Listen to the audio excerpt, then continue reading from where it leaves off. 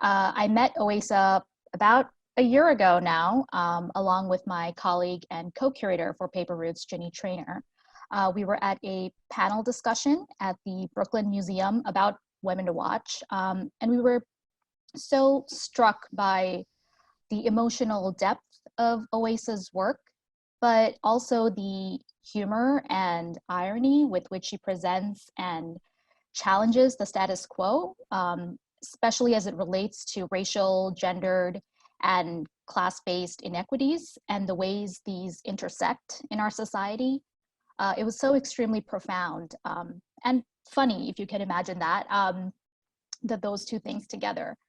So you're in for a great treat today, a really powerful talk by Oasa. But before I go into that a little bit more, as we have been doing in the past 3 tours, I just want to give a little bit of an overview of our Women to Watch program for those of you who may be new or unfamiliar with it. It is our exhibition series we began in 2008. We hold it every couple of years, and we work with our outreach committees that are based in various regions across the US and also internationally, predominantly in Europe and South America, and now in Toronto, Canada as well. So we work with our committees as well as consulting curators in their regions to nominate and select artists working in a particular genre, theme, subject, or medium. So this time around for Paper Roots, we are looking at artists working with paper as a primary medium. So these are artists who are cutting and molding and shaping and transforming paper into something new.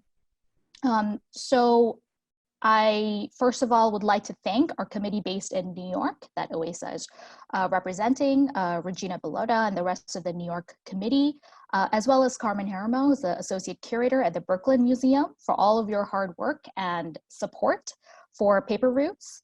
A little bit more about Oasa. She is an interdisciplinary artist whose drawings, public artworks, and videos aim to create profound shifts in our collective conscious.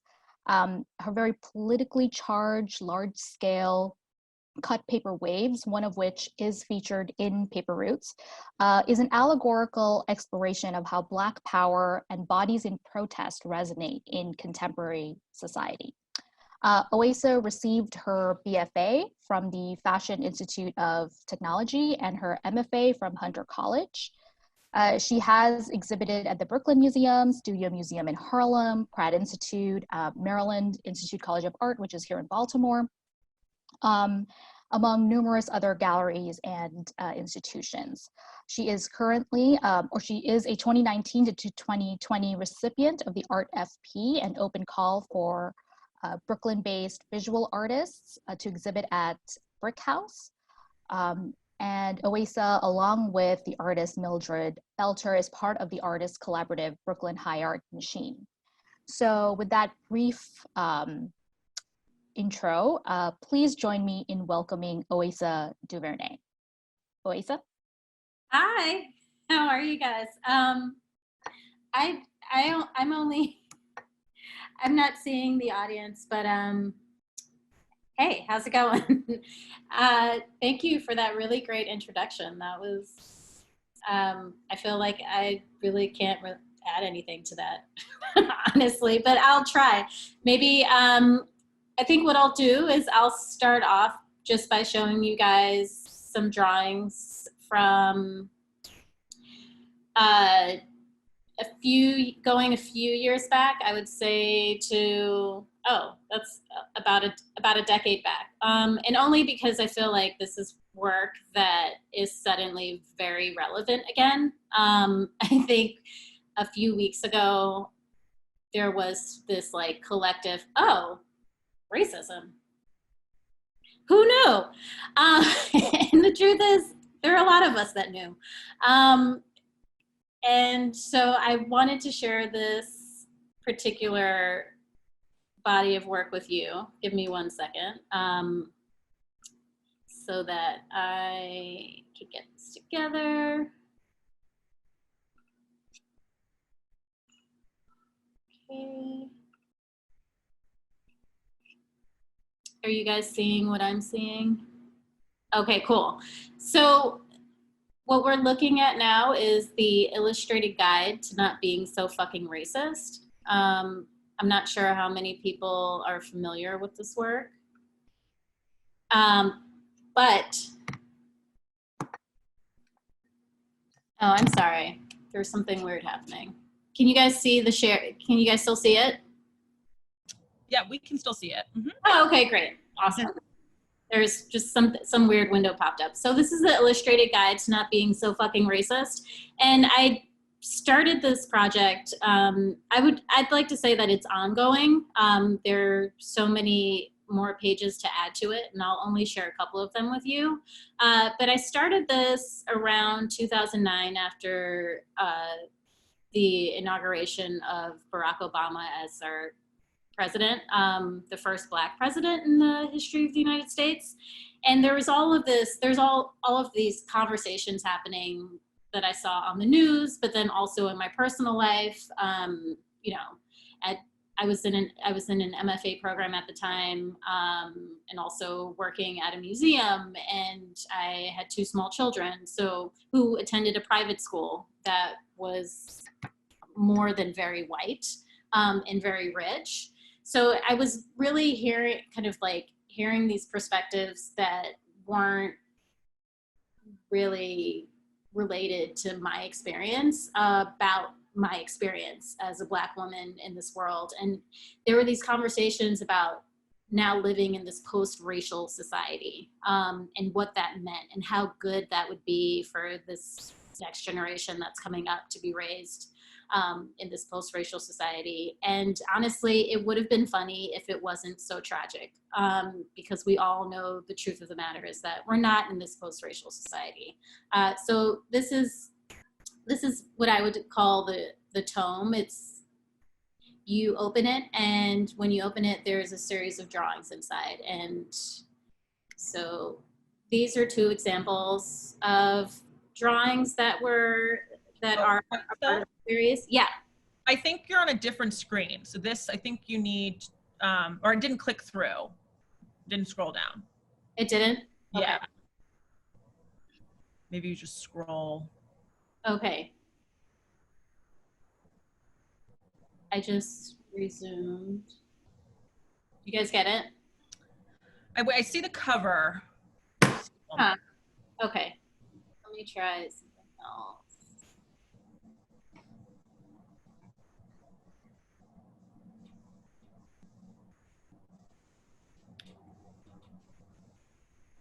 Seems like it's out of the way that we viewed it before.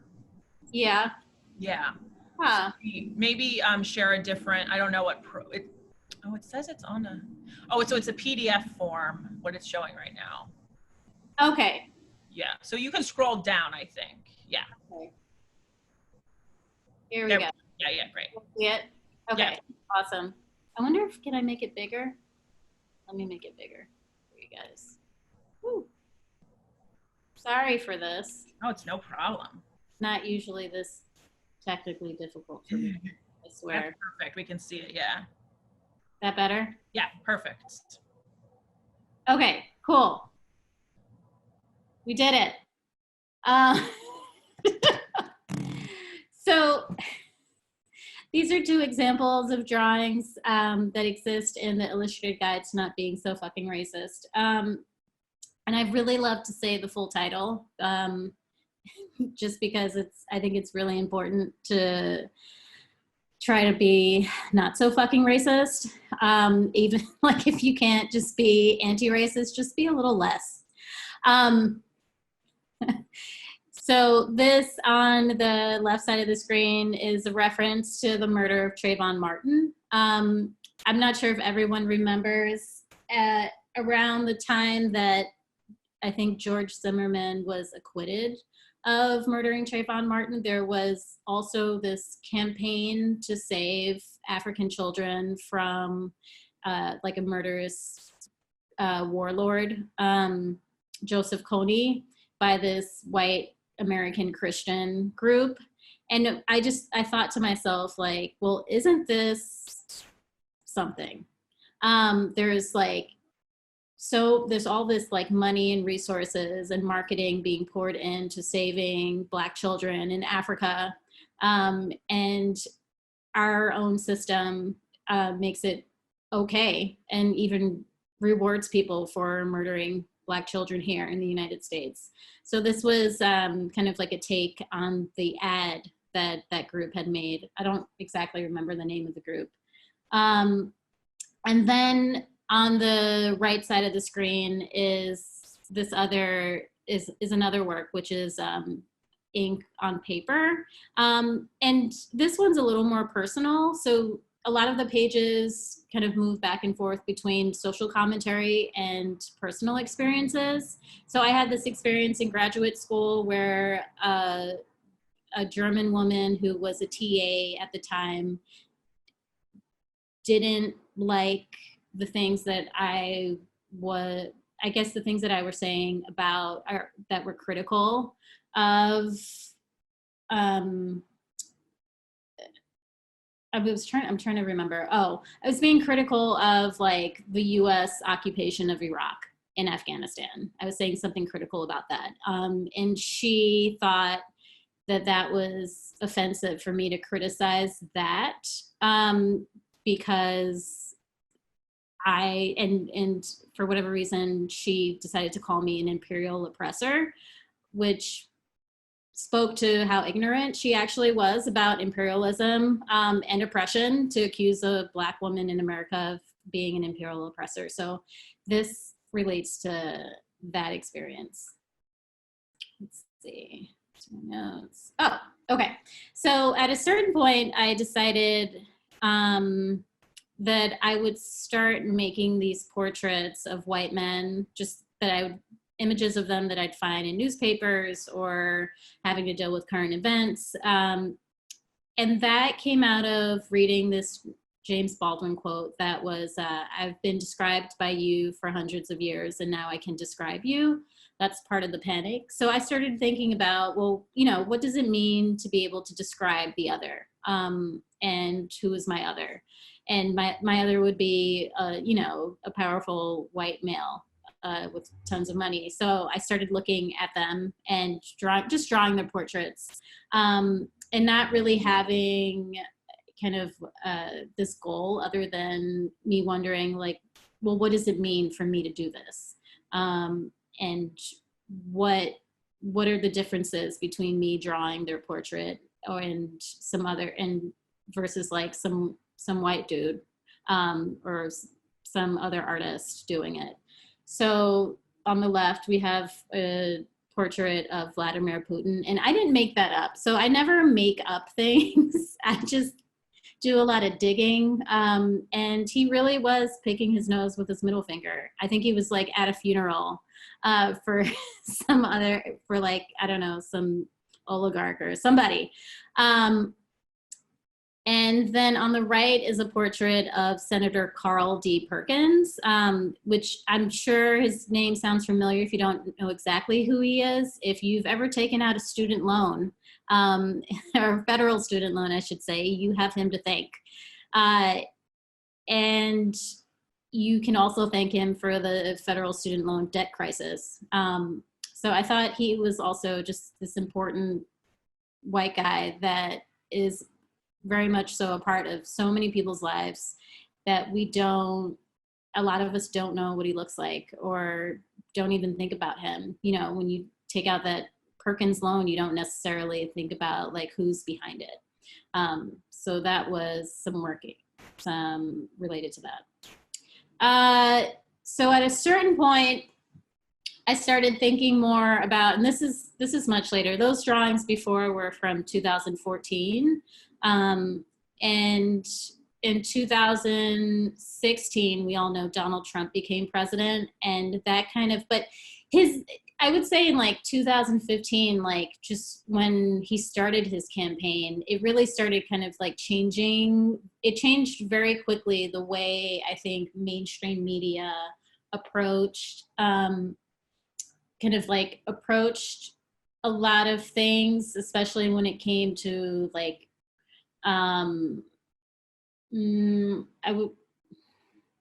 I'm trying to find the right words. I would say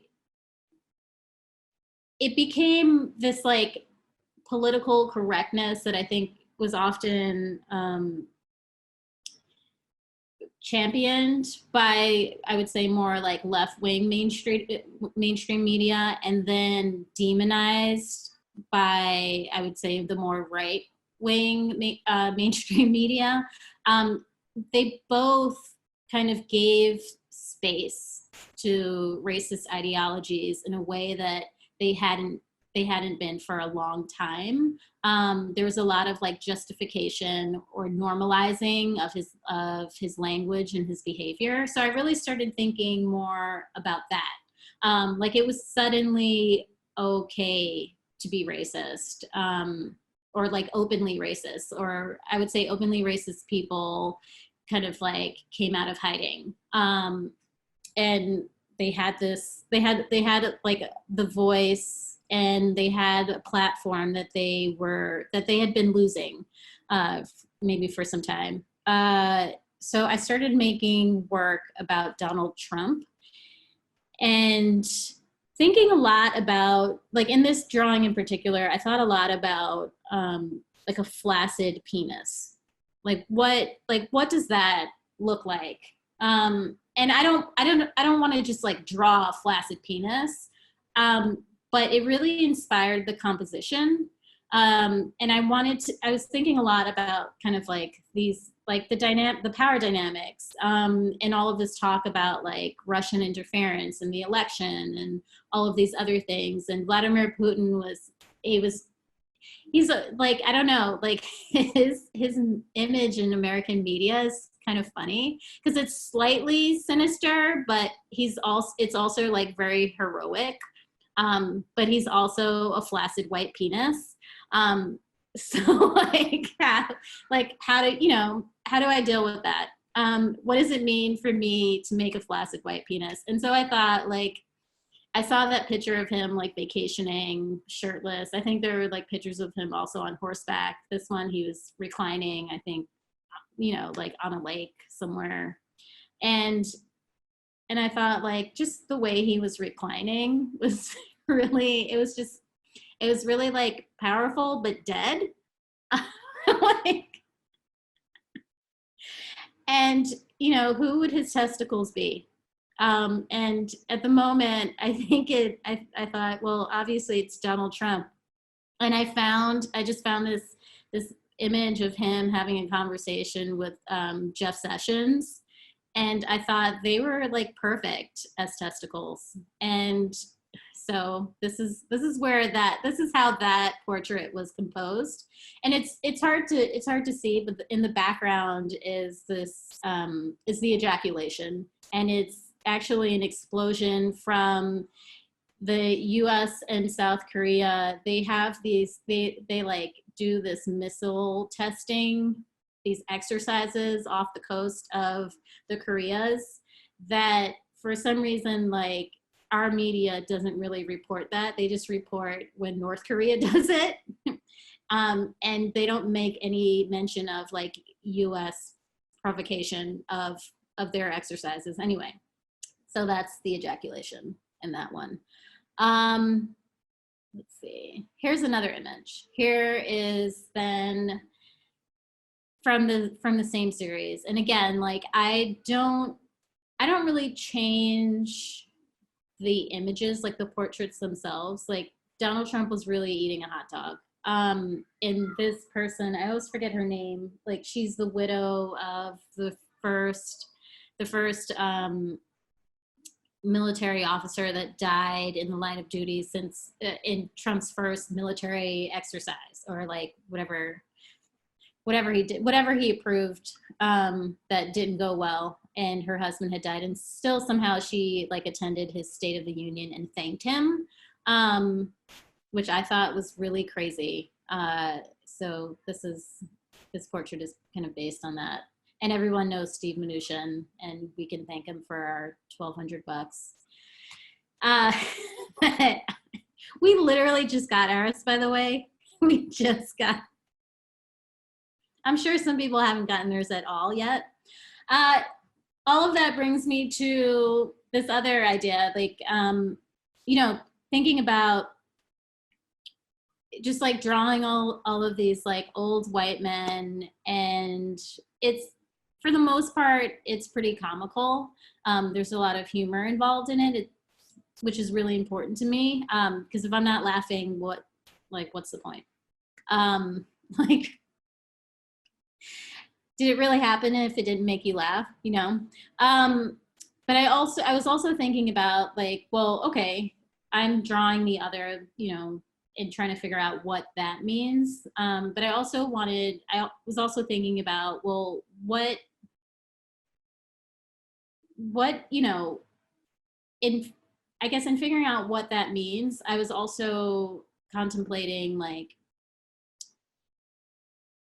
the fact that I am a Black woman, and there's oftentimes these expectations about what my artwork should look like, and who it's for, among other things. And a lot of it feels very exploitive of my body, or the Black body and women's bodies, in a very harmful way. So I started thinking about, well, how would I express Black power in a way that wasn't exploitive, where I wasn't directly using our bodies in a way where, you know, people got to look at it and investigate it in a way that just felt wrong to me.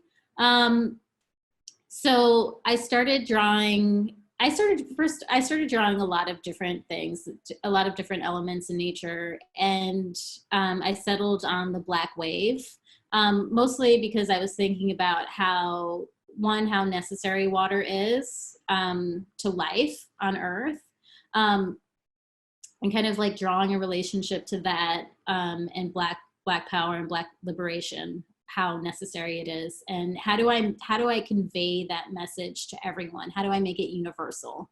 So that's why I wanted it to be water, but also thinking about, well, how does water move through our lives? Like it is this thing that we can pour into a glass and drink it and is contained.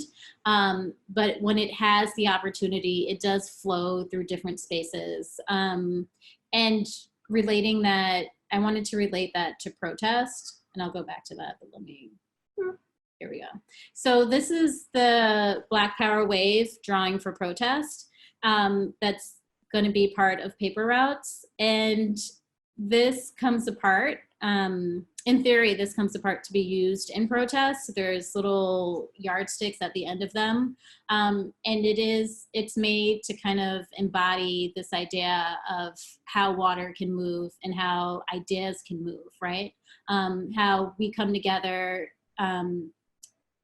as in this way, in this communal way, as a wave and a force to create change. But then at some point we do have to separate, right, and move through different channels. So how do we take that that like commitment that we have towards each other when we're together, and continue it when we're in other spaces? So I really wanted to think about that. So that's where that piece comes from. I feel like I'm saying a lot. If my mother was here, she'd have a problem with it. But here we go. Here's a detail of one of the Black Power waves for you guys to see. So it's graphite on paper. I'll draw out a big wave, or I'll draw a small wave projected onto a large piece of paper and redraw it, kind of retrace it onto there, and then cover the whole thing. I'm sorry, and then I'll cut into it, and then I'll cover the whole thing in graphite. So that's how we get the Black Power waves. And here's an image of what this one in particular looks like. It was made to fit on top of this mirror and be somewhat reflective for the viewer. And there's cuts big enough in there that you could, when you kind of look from different angles, you can see the mirror behind it and see yourself in the wave. Yeah, so that's that. I feel like the next thing I want to show you guys is on a different screen because these things got mixed up. So I'm going to stop that share. Now you guys get to see my face, and now I have to open another screen. This is the joy of the virtual tour. Oh, I know. I mean, we totally prepped for this. I thought I was ready. Let's see. I'm sorry about this, guys.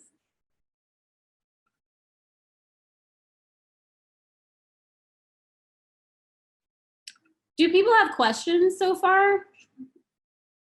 Maybe we can take some questions. Yeah. Actually, one of our first questions is from a fellow Paper Roots artist, Sadia Rahman. Hey, Sadia. And Sadia and I would both like to hear you talk a little bit more about your technique and process.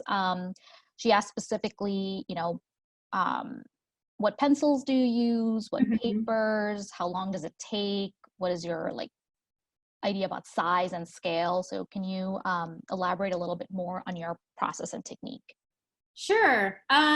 Let's see. So I use these big graphite sticks, and well, first I use like a liquid layer of graphite. There's you can kind of just buy a pouch of it, and then you mix it with hot water.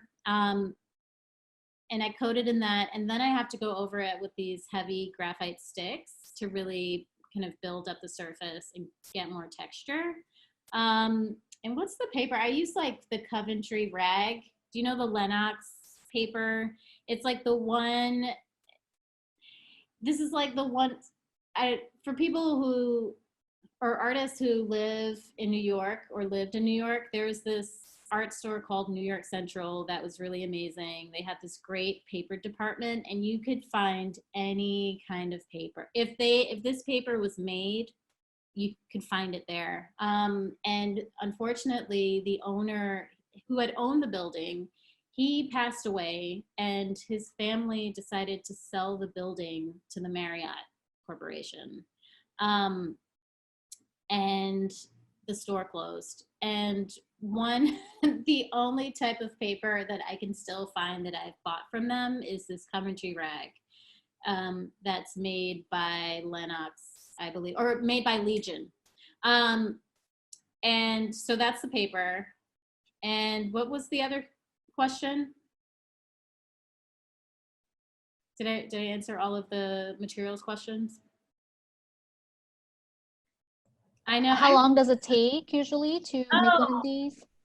So the larger ones take months because it is very labor intensive. I could probably do a couple of hours every day if I didn't have anything else to do, which up until March 17th, I had plenty of other things to do. But then, the world sort of stopped, or at least work. My day job stopped. But yeah, so they usually take a few months, I would say. Someone asked, what is the black and white icon in the bottom left corner of Black Power Wave, one of the images that you just showed? Oh, you know what that is? That was on the wall. That's some sort of air vent that was just on the wall. There's another version of that image where that's photoshopped out, but thank you for noticing.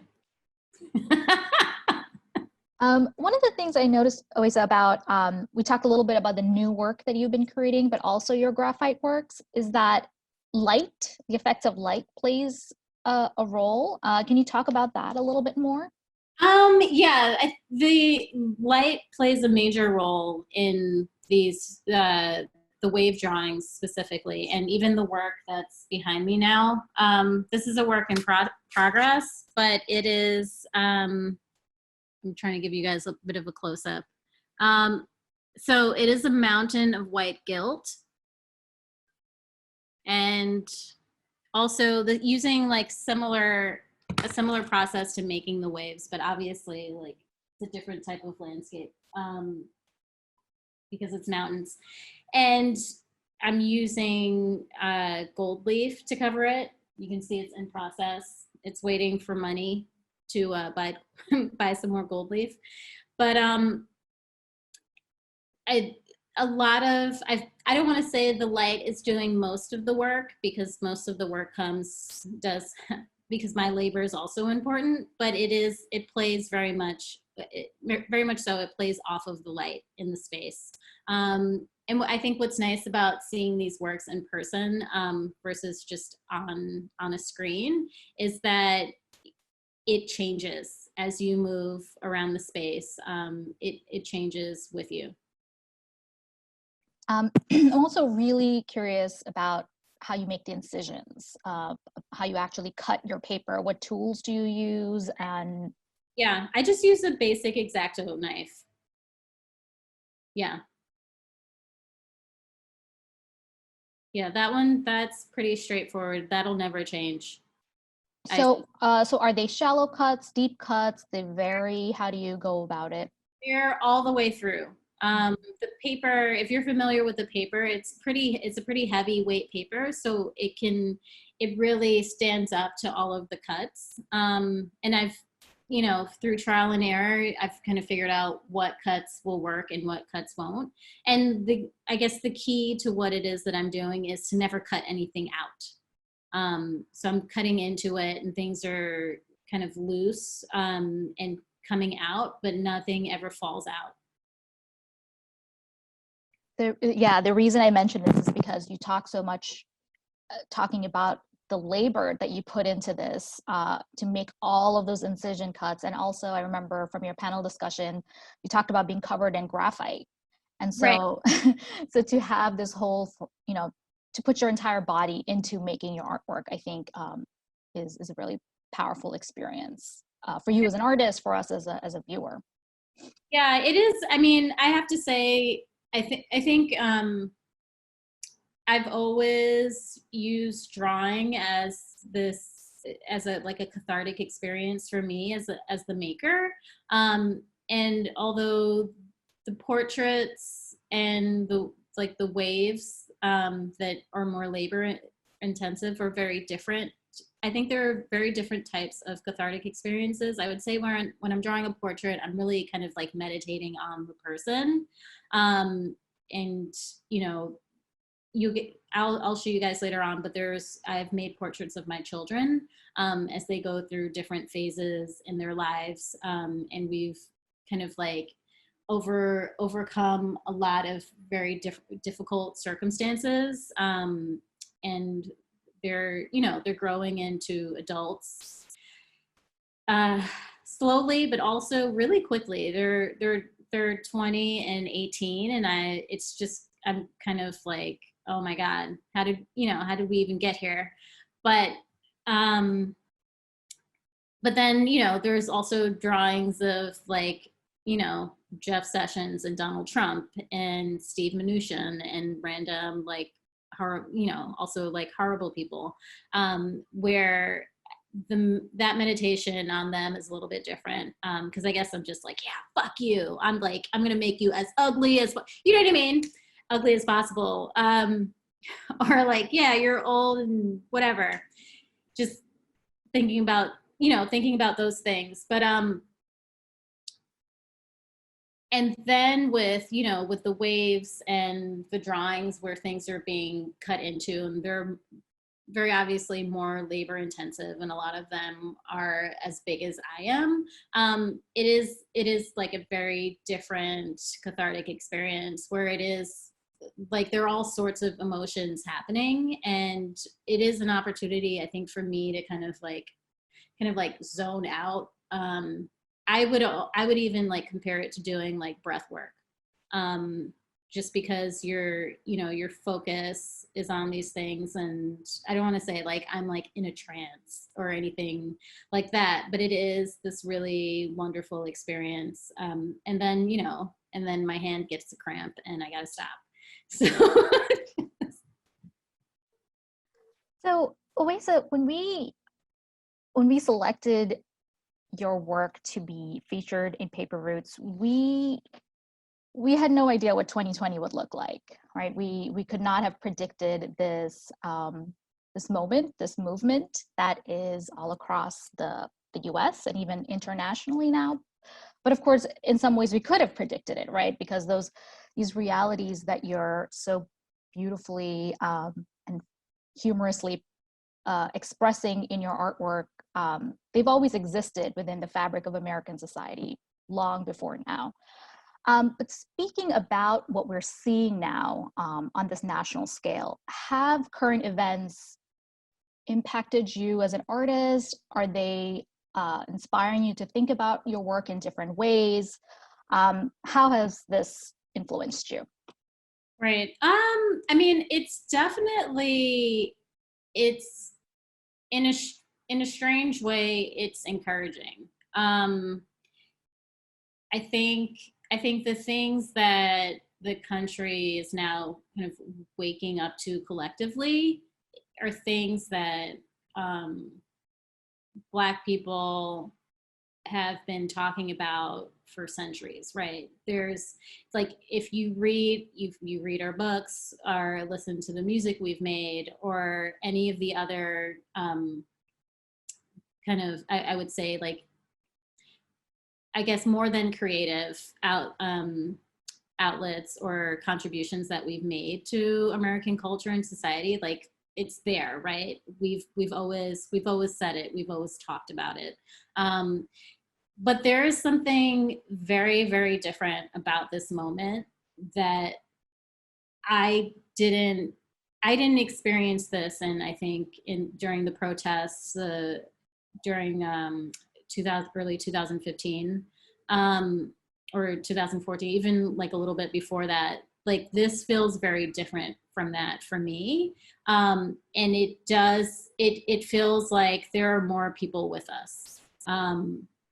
And that feels really encouraging, as like discouraging and disheartening and horrific as it all is. It literally always has been for us. So these moments seem like some actual progress can be made and actual lives can be saved.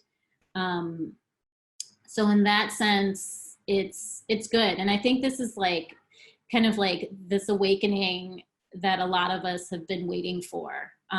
We've, for a long time, the work that I've made, I've been told by numerous people that, one, I'm too much. Nobody wants to see this. Nobody wants to think about this. How are you going to sell this? Nobody wants to buy this.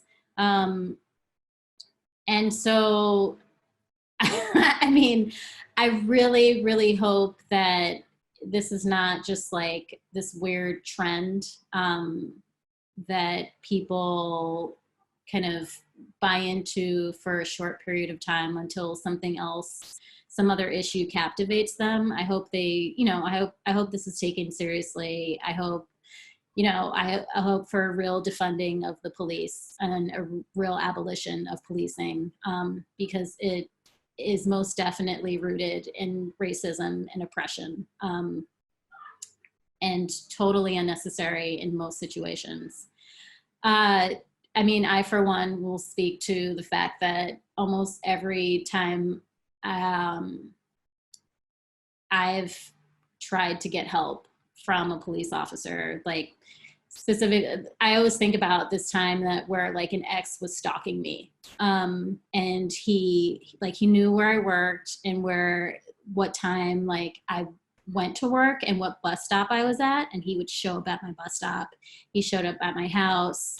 He constantly calling. All of these different things were going on. And at one point I got so sick of it, I actually went to the local police precinct, and they were just like, yeah, none of that is a crime. There's really nothing we can do. So it's just kind of like, and I think the police officer said to me, yeah, unless he actually comes into your home or physically assaults you, like there's nothing. So this idea of like them being here to protect us or to prevent like crime or harm. That's that's not true. And I'm sure there's like so many other examples of that, and probably better examples of that than what I just gave of why they're so useless in so many situations, and how, you know, how our money, our public money could be better spent to actually like protect and serve communities. Yeah, yeah. I mean, I couldn't stop listening to you. I mean, I think you're right. Eyes have been opened in a way that they hadn't necessarily before. So thank you, first of all, for sharing. I have other questions I can ask. Did you want to share? I know you said you had some other images that you wanted to share. We can do whatever you would like to. Okay, yeah. I can share some more recent stuff. I have a few things up, so let me figure out how to do that. Okay, cool. I think I figured it out. Yeah. So this is another Black Power wave that it was part of an exhibition that I had. It was a solo project at Brick here in Brooklyn. And this one, although it looks so tiny on the screen, it's about 11 feet tall. And I don't remember how wide, but this is just another example of like a few months of labor and work. And you'll notice like it's multiple sheets of paper together. And these are some smaller waves. And I wanted these two I wanted to show you just because they're a little bit different. I started incorporating one, a little more color, and two, text into it. So while working, when I'm working, I like to listen to music sometimes, but I also like to listen to stand-up comedy. And one of my mom's favorite comedians when I was growing up is Paul Mooney. And I just remember like she had this cassette of, you know, of Paul Mooney, and she would make me leave the room so she could play her favorite joke for her friends or whoever it was that was over. But you know, you leave the room, but you stay pretty close. So I grew up hearing this joke, and I can maybe send the YouTube version of it, but it's essentially 1-800 blame a nigger is the punchline to what white people do when they get in trouble. They just call 1-800 blame a nigger, and they send a Black person to, you know, to take the rap for them. But I changed it a little bit. I'm sorry, it was 1-900 blame a nigger because you have to pay. And my version is toll free because because we're using negus instead of nigger. Negus is the Ethiopian word for like a royalty or king. So we use that. So a lot of people use that instead. And then the other one is every nigger is a star is this really great song from the 1970s that everybody should listen to. But I at the time when I made these, I was thinking about like what are some times where I've heard this word and it felt empowering, and that almost never happened. I can tell you the first time I was called a nigger, and I was 8 years old. I was visiting my cousin in Connecticut. She lived in Darien, Connecticut. She passes for white, so it's not very obvious that she, you know, that she's from Trinidad. And I went to visit her, and she was going to a birthday party that day at a neighbor's house, and she took me with her. And they wouldn't give me cake. I was like 8, and they wouldn't give it. Like I just couldn't get a piece of cake. Somehow, like I didn't get any cake. and I overheard her mom telling, I guess, the little girl's mother telling the father, "I'm not giving cake to a nigger."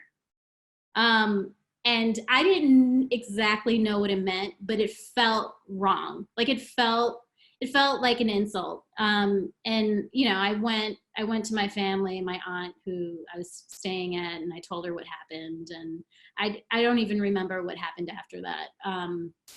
My aunt might have like made me a cake, or I really don't remember. But I was trying to remember, like, well, what are some times that I've heard it and it's felt good? And one is that song, "Every Nigger is a Star." And the other one was the Paul Mooney joke, the 1-900 blame a nigger, because it spoke a truth that resonated with me. And so I kind of wanted to honor those experiences. So that is those pieces.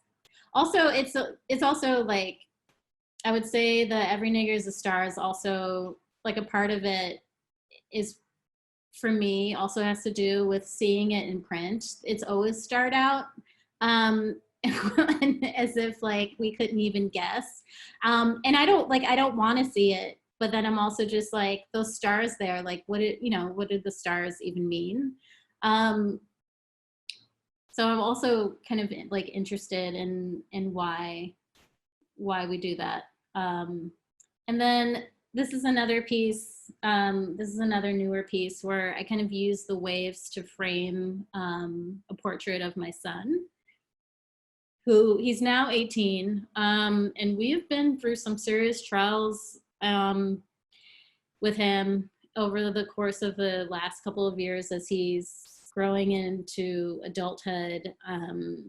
And as you know, he's a young Black male. He's becoming a man, and honestly, like, the world is against him. I'm not even gonna lie. And I don't think we've ever tried to tell him otherwise. But striking that balance in, one, trying to protect your kids from, I think, trying to protect them from all the horrible things in the world. But then you actually need to protect them in a way where you have to tell them about the horrible things in the world so that they know how to deal with it. So just kind of thinking about that and these experiences that I've had with him over the last few years, I really wanted to kind of just honor that. And then also just give him a veil of protection.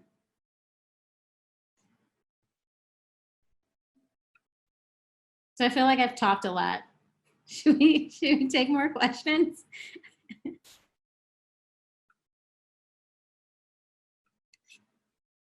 Yeah, let's take a couple more questions. You know, we could hear you speak. I mean, I've always loved hearing your stories, your personal stories. You know, one of the things I mentioned in my little introduction of you is that how you really show how race, gender, and class are intersecting. You know, they're you can't always have a discussion of one without consideration of all of these other factors. So we have questions about the role of Black women in the Black Lives Matter movement. Do you have any kind of thoughts about that? The question specifically was, do you have current projects in mind to continue to raise the importance of Black women in the BLM movement? Right. Hold on one second. I'm going to do a little, I'm going to move just so I can talk about this in front of my most recent work that has more to do with that. So here we are. Yeah, you know, in all honesty, I think Black women are the movement. We're literally every movement. And I think I didn't understand this for a long time of I thought there was, I thought there was something wrong with me. Like, why do I care so much? Why is it so important to me to, one, to do the right thing, but also like this habit of like looking out for everyone, right? And wanting to do right by everyone, and really just like having this important sense of justice. Like, I was made to feel like that was odd. But it turns out like that is just how I was raised. And I think that's how a lot of Black women are raised, because we have to contend with being Black and being women. And this, like these images and these expectations that all women are taught, and what we're taught is a woman, is very different from the experiences and the opportunities that we actually have. And if we don't, I think if we don't do it for ourselves, it's just not gonna get done. And I think I had to learn that at an early age, is that none of those things are going to be offered to us. No one's ever going to show us as we actually are. Like, we've always been that stereotype. We've rarely ever gotten our justice in that sense. And we've only been like, I think like when we kind of like play into these white women ideals of what feminism is and what beauty is, then it kind of leaves this weird gaping hole, right? Because we know that's not who we are. I mean, I'm sure like most white women know, like, who struggle with trying to live up to that, also, at some point hopefully come to this realization that it's not real, it's not possible, and it's not actually empowerment. So I've been working on this drawing, which is very much so a work in progress. This was supposed to be done for an exhibit that opened in April. That never opened. So like I said, I took a break. But I really wanted to think about how do we think about work, and how do we think about labor? And what is the labor that's invisible versus the labor that's glorified in this country? And it's a lot, and that led me to thinking about kind of like this idea of what working class means and what it looks like. And it's oftentimes like, I think at some point, was it during Obama's like re-election campaign, where it was like some guy they referred to as Joe Plumber. And it's like this working class white guy leaving the factory, like, whatever. He drives a pickup truck, or like, I don't know, like he rides horses or something to work. He's a cowboy. But then thinking about, well, what is the reality of that labor of like people who actually work in the factories? Like, what do they look like? What is that? What does the actual working class look like? And then, so I started looking at older images of Black women in the labor force especially like I started looking back from like, I guess around World War II, when we had those iconic images of Rosie the Riveter, but looking at Black women doing that labor and thinking about, well, what are the things that we do every day that white men, and in that case, white women, are glorified for? You know what I mean? Like people really look up to those images. So I wanted to think about, well, what did we look like doing that? So this is actually, I'm calling it a Sankofa. So for people who don't know what Sankofa is, it means to look back while moving forward and taking with you what's useful. And it's from the Twi language from, I believe, Ghana. And you'll see like there's a lot of, I think there's like actually a lot of organizations and other things named after Sankofa. It's a pretty common term. And its symbol is also very common in the United States, especially in, I would say you see it a lot in gates and like in ironwork around New York City and New Orleans, even parts of California. It's become pretty common. So I wanted to make my own version of a Sankofa. So you see like images from the 1940s, even like a protest image of a Black woman being carried away. In the 1960s, she was actually carried away from the same protest as Bernie Sanders was. There were all these images of Bernie Sanders when he was younger and protesting. And I mean, I voted for Bernie in the primaries, so I like him. But this, you know, him being kind of like glorified by the left for doing these things that honestly, we've been doing it. And also bringing in my daughter, who's 20 years old and just started working a couple of years ago. And she really loves her cowboy boots and her leather jacket. And I just wanted to honor not just our labor, but our rest and style.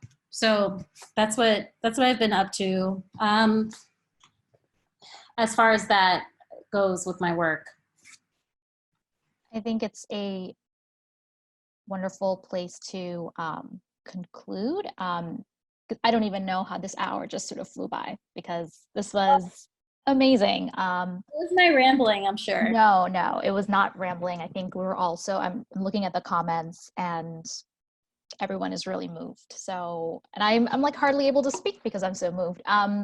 So thank you so much, Oasa, for inviting us into your space today, for giving us so much. And I mean, your voice, your art is such an important addition to our exhibition, to our museum's mission, to the movement we're seeing right now. We're just really grateful for everything you're contributing. So thank you so much. Thank you to the committees for all of your support again, to our Women to Watch program and our initiative. This is the most gratifying part of the entire process. So thank you, Oasa, again. And our Women to Watch exhibition is slated to open on Thursday, October 8th. And we hope, again, as we always say, that the world is in a safer place. You can all come to DC, come to the museum and see this, what promises to be a really beautiful and powerful exhibition in person.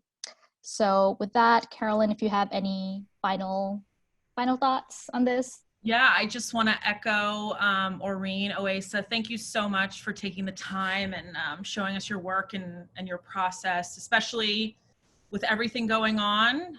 Getting to hear from you directly and seeing, you know, your studio and your work is really inspirational, and it's something that we need to hear right now and over and over and over again for a long time. A lot of work has to be done, and I'm personally just so thankful to learn from you today and